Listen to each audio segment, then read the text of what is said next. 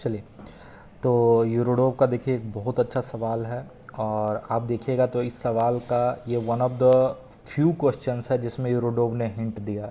और अगर यूरोडोव में हिंट दिया हुआ तो समझो पंगा ज़्यादा है ना। तो इसको समझने की कोशिश करते हैं। पहले तो सवाल को समझते हैं क्या बोल रहा है। ये बोल रहा है कि एक पार्टिकल बी है जो कि स्ट्रेट लाइन पे कांस्टेंट स्पीड यू से चल रहा है ना। तो आप बोल सकते हो इसकी वेलोसिटी कांस्टेंट है, ठीक। और दूसरा पार्टिकल ए है, लेकिन ए का जो वेलोसिटी का मैग्नीट्यूड है वो तो कांस्टेंट है, ठीक है, कि ये वी स्पीड से चल रहा है, लेकिन इसके वेलोसिटी का डायरेक्शन कांस्टेंट नहीं है। ये कैसे है कि जैसे अभी बी यहाँ पे है तो ये इसको ऐसे इसकी तरफ डायरेक्टेड है। जब ये यहाँ आ जाएगा तो ये इसी रफ्तार से ये भी कुछ आगे आएगा तो ये अब इसकी वेलोसिटी ऐसे डायरेक्टेड हो जाएगी। जब ये यहाँ आ जाएगा तो ये कुछ यहाँ आ चुका होगा तो इसकी वेलोसिटी ऐसे, यानी इसका पाथ कुछ ऐसे होगा, ठीक है। और फाइनली दे विल कन्वर्ज, है ना। बात समझ में आ रही? फिर से हम समझा रहे हैं। देखो, मान लो बी यहाँ है तो ये इसकी वेलोसिटी बी के तरफ डायरेक्टेड है। फिर कुछ देर के बाद ये भी थोड़ा आगे जाएगा और बी भी थोड़ा आगे जाएगा। अब इसकी वेलोसिटी फिर से बी की तरफ डायरेक्टेड होगी। फिर बी थोड़ा आगे जाएगा और ये थोड़ा आगे जाएगा तो इसकी वेलोसिटी फिर बी की तरफ डायरेक्टेड होगी। तो इस तरह इसका पाथ स्ट्रेट नहीं होगा, ए का पाथ कुछ ऐसे कर्विलिनियर होगा। कोई दिक्कत? पक्का। अब हम यहाँ पे आपको इसी क्वेश्चन में रिलेटिव का एक बहुत अच्छा फंडा समझाने वाले हैं। ध्यान से सुनिएगा। अगर वो आपके समझ में आ गया तो आपका काम आसान हो जाएगा। मान लो दो पार्टिकल है आपके पास, ठीक है, एक पार्टिकल 1 और एक पार्टिकल 2, ठीक। मान लो 1 ऐसे चल रहा है और इनकी वेलोसिटीज़ का डायरेक्शन फिक्स नहीं है, मतलब इनका रिलेटिव एक्सेलरेशन भी है ना। तो ये मान लो अभी ये v1 से चल रहा है और ये v2 से चल रहा है, ठीक है। अगर हम a के रिलेटिव 1 के रिलेटिव 2 की बात करें तो हम जैसे ही 1 पे बैठेंगे तो ये तो नहीं चलेगा। अब इसकी वेलोसिटी को उल्टा करके आप इसमें जोड़ोगे कुछ ऐसे। लेट सपोज ये v1 है तो इन दोनों की नेट वेलोसिटी यानी relative velocity of 2 with respect to 1 कुछ ऐसे आएगा। मान लो ये आ गया velocity of 2 with respect to 1, ठीक है। इसको अलग से ड्रॉ करते हैं तो अब क्या होगा, अब 1 तो स्टेशनरी हो गया क्योंकि अब 1 के फ्रेम में हम चले गए और इसको अभी 2 कुछ ऐसे चलता हुआ दिखेगा, ठीक है। This is velocity of 2 with respect to 1 अभी at this instant of time. हो सकता है उनका रिलेटिव एक्सेलरेशन भी हो, इसके लिए कोई दिक्कत वाली बात नहीं, ठीक है। और मान लो अभी इन दोनों के बीच का सेपरेशन L है eight this instant of time या x, ठीक है। अच्छा, इस रिलेटिव वेलोसिटी का दो कंपोनेंट, एक इस लाइन के परपेंडिकुलर और एक इस लाइन के अलोंग, ठीक है। जो इस लाइन के अलोंग है इसका नाम हम रखते हैं v पैरेलल, ठीक है। This is the component of relative velocity along the line joining the two particles. ये इन दोनों पार्टिकल को ज्वाइन करने वाले लाइन के अलोंग जो वेलोसिटी का कंपोनेंट है दैट इज v पैरेलल, ठीक है। अब एक चीज यहां ध्यान से सुनो, वेलोसिटी का यही कंपोनेंट इन दोनों के बीच के सेपरेशन को कम करेगा। तो आप बोलोगे सर वेलोसिटी का ये कंपोनेंट क्या करेगा, तो ये कंपोनेंट एक के रिलेटिव दूसरे को घुमाने के काम में आएगा, ठीक है। ये अभी तत्कालीन अगर आप बात करें eight this instant of time तो इसका जो पाथ है कुछ ऐसा होगा, ये ऐसे इसकी तरफ आ भी रहा होगा, नज़दीक देखो दूरी कम हो रही है और साथ में ये घूम भी रहा होगा, ठीक है। मतलब जो रिलेटिव वेलोसिटी का component along the line joining होगा that will be responsible for changing the separation between the particle, and the component of relative velocity perpendicular to the line joining the particle will be responsible for turning one particle with respect to another, ठीक है। तो इस चीज़ को अपने language में note कर लो। और ऐसे भी ये जो यूरोडोव का सॉल्यूशन सीरीज है इसमें हम लोग सिर्फ सॉल्यूशन नहीं कर रहे होते हैं, हम पूरा डिस्कशन कर रहे होते हैं कि इससे क्या कॉन्सेप्ट सिखाया जाए, है ना। तो इसको आप जल्दी से नोट डाउन कर लो, ठीक है। फिर हम लोग बात करते हैं अपने क्वेश्चन की। तो ध्यान से देखो, इसमें बोल रहा है कि कितने देर में ये पॉइंट कन्वर्ज हो जाएगा। तो हम t=0 पे ये सिचुएशन था, और किसी भी आर्बिट्रेरी टाइम t पे हम ये सिचुएशन की बात कर रहे हैं, ठीक है। अभी a यहाँ कहीं पहुँच गया है और b यहाँ कहीं, ठीक है। तो इन दोनों को जोड़ने वाला लाइन ये है ना। तो हम पहले निकालने की कोशिश करते हैं रिलेटिव वेलोसिटी का component along the line joining them, ठीक है। और इन दोनों के बीच का इनिशियल सेपरेशन क्या था, L। अभी ये सेपरेशन क्या है, तो अभी मान लेते हैं x है। क्या है, x, ठीक है, अच्छी बात।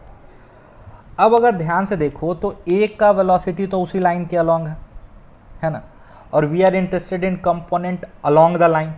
तो b का जो वेलोसिटी का कंपोनेंट इस लाइन के अलोंग होगा वो कितना हो जाएगा, तो वो हो जाएगा आपका, ये u है तो ये हो जाएगा u cos alpha, u cos alpha, ठीक है। अब ध्यान से देखो, बोल रहा है कि इन दोनों के बीच का सेपरेशन घट रहा है, इन दोनों के बीच का सेपरेशन घट रहा है। ये v से a b की तरफ जा रहा है और b अवे जा रहा है u cos अल्फा से। अगर सेपरेशन घट रहा है तो बड़ा ऑब्वियसली v होगा। कौन बड़ा होगा, v। तो हम लिख सकते हैं कि ये किस स्पीड से या किस रेट से सेपरेशन घट रहा है ना। तो ये जो रेट होगा जिससे ये सेपरेशन घट रहा है, that will B v minus u cos alpha, ठीक है।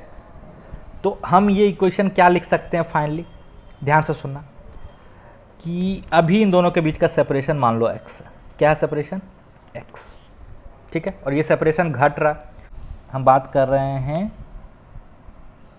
कि ये जो रिलेटिव स्पीड है, जो रेट है, इस रेट से ये सेपरेशन कितने से कम हो जाएगा, कितने से कम हो जाएगा सेपरेशन। तो हम लिखते हैं सेपरेशन कम हो जाएगा dx, और आगे लगा देते हैं एक माइनस साइन। अब बोलोगे क्यों, तो हम ऑलरेडी मान रहे हैं कि सेपरेशन घट रहा है तो x घट रहा है, और अगर x घट रहा है तो dx एक निगेटिव क्वांटिटी, ठीक है। तो एक माइनस साइन लगाओगे तो माइनस dx एक पॉजिटिव क्वांटिटी होगा। तो सेपरेशन कितने से घटेगा छोटे टाइम इंटरवल में, तो v minus u cos alpha dt, ठीक है। इस रेट से सेपरेशन घटा, ध्यान से देखो, इंटीग्रेट करते हैं। इनिशियल सेपरेशन क्या था, L, फाइनल सेपरेशन क्या हो जाएगा, 0, ठीक है।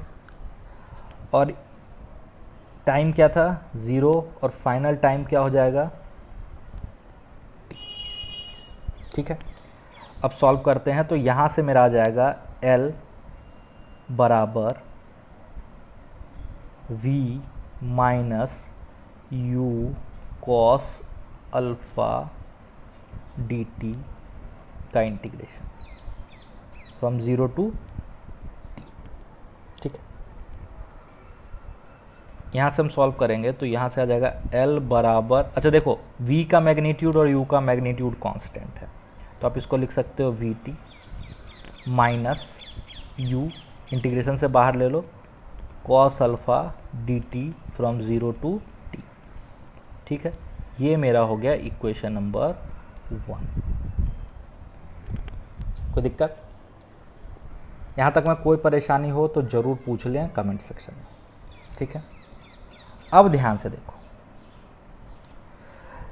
इस पार्टिकल के वेलोसिटी का कंपोनेंट मान लेते हैं हम, इस लाइन को x एक्सिस बोल रहे हैं, ध्यान से सुनिए, इस लाइन को हम x एक्सिस बोल रहे हैं, ठीक है, और इसको y एक्सिस बोल रहे हैं। तो अगर दोनों कंसाइड कर रहा है तो दोनों x में तो बराबर दूरी चला होगा, ये तो फिक्स है। That means u into T जो टाइम लगा, और v cos अल्फा टी, ये भी क्या होना चाहिए, बराबर होगा। तो अगला इक्वेशन मेरा हो गया, ध्यान से देखना, ये हम यहाँ से लिख रहे हैं कि ये जो x में कवर किया और ये जो x में कवर किया वो दोनों सेम होगा।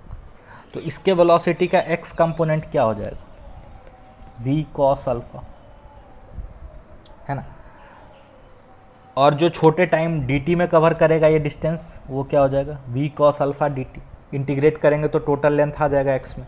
तो हम इक्वेशन लिख सकते हैं v cos alpha dt from 0 to t, this must be equal to u dt from 0 to t।